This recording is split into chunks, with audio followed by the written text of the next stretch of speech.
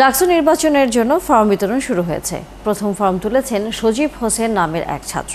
সদস্য পদের জন্য ফর্ম তুলেছেন তিনি। এ বিষয়ে আরও খবর নিয়ে আমাদের সাথে ঢাকা বিশ্ববিদ্যালয় থেকে যুক্ত হচ্ছেন সহকর্মী ফরাদ ইবনে মালেক। ফরাদ, এখন পর্যন্ত কতজন ফর্ম তুলেছেন? আমরা একজন ছাত্রের কথা বলছিলাম, এবং একই সাথে শিক্ষার্থীদের ভিতর ডাকসু নির্বাচন নিয়ে আসলে কি ধরনের প্রতিক্রিয়া এর মধ্যে লক্ষ্য করেছেন?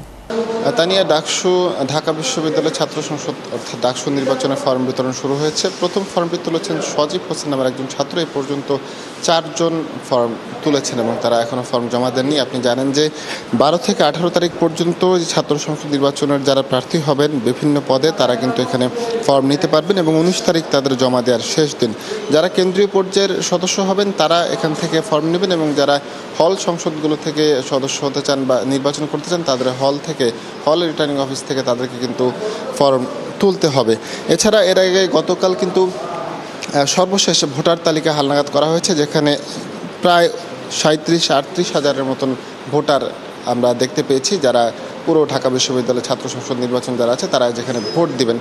এখানে মোট রয়েছেন ছাত্রদল, শিবির, বাম গণতান্ত্রিক মোর্চার 8টি সংগঠন সহ বিভিন্ন ছাত্র সংগঠনের প্রার্থী যারা আছেন তারা বিভিন্ন রকমের আলাদা অ্যালায়েন্স করতে চাইছেন। অ্যালায়েন্স করে তারা নির্বাচন করতে চাইছেন। 9 সেপ্টেম্বর নির্বাচনটি হবে এবং নির্বাচনের পর জানা যাবে যে এইবার ডাকসু অর্থাৎ এই দীর্ঘ 2019 সালের পর যে নির্বাচনটি এবার হচ্ছে, এই নির্বাচনে কারা হতে যাচ্ছেন ডাকসুর সভাপতি, জিএস সহ হল সংসদের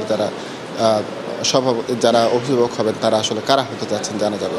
তো এখন পর্যন্ত আমার কাছে এই ছিল সর্বশেষ তালিকা। ধন্যবাদ ফরাদ ইবনে মালেক। নিশ্চয়ই আমরা ডাকসুর আরও যারা নির্বাচনে অংশ নিতে ফর্ম তুলতে আসবেন তাদের খবর জানার পাশাপাশি তাদের প্রতিক্রিয়া আপনার মাধ্যমে হয়তো আমরা জানতে পারবো। ধন্যবাদ এখনকার মতো। দর্শক, সহকর্মী ফরাদ ইবনে মালেক ছিলেন ঢাকা বিশ্ববিদ্যালয় থেকে।